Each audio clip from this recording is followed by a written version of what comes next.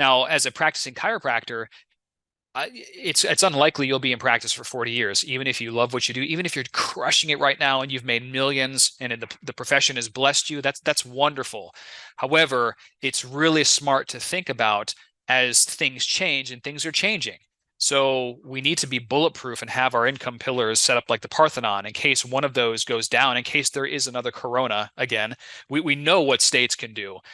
Like, who would have thought that Ohio is going to shut down, or whatever state it is? Like, wait, I can't practice for X amount of time. Get the fuck out of here, right? It's insane, but that's the world that we live in. So I just believe that it's now more important than ever to start taking what you know, your expertise, and then either and the fastest way to do this, unless you've got an email list, let's say like me, where I can launch a product tomorrow and bam, get a flood of traffic and sales.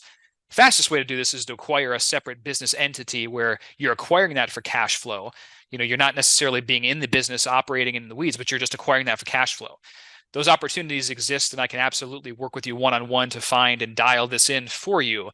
Of course, real estate is another one, but that's like, you can't get the margins that you can in big business acquisitions in the short term in that. So there should be this sense of urgency in your stomach, like, okay, I've got a massively successful practice. I need to like allocate certain time to get something else off the ground.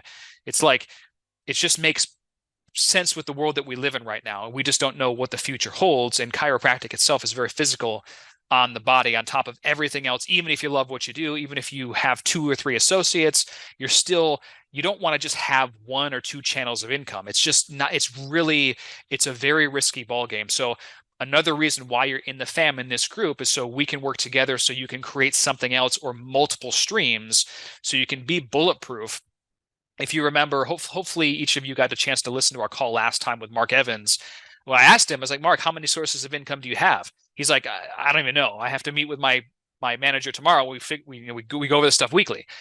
That's a good position to be in. Right now, if I had to say how many sources of income do I have, I gotta have a general idea, like in terms of like maybe 20 to 25-ish that are regular recurring sources. But I'd have to go back and look, because some of those are actually affiliate marketing, checks coming in from videos that I made 2006, 2007, because the internet is a beautiful thing. Some of those are online course sales.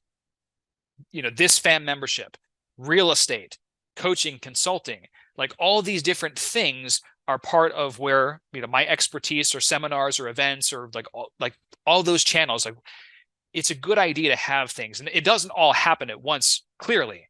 However, as you start to develop your skill set, as you start to put key people in the right places to buy back your time, we can focus on these elements where now we're not just so susceptible if something happens. The bird flu, they make a giant, massive, deal out of this bird flu now that's going around supposedly. Like, who knows, man? It's a very bizarre world that we live in.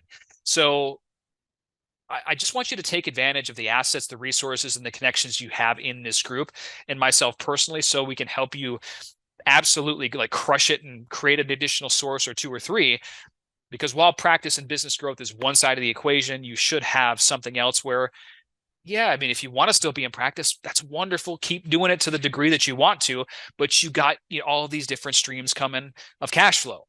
So that's what I want. And if you don't have that right now, let's have a conversation.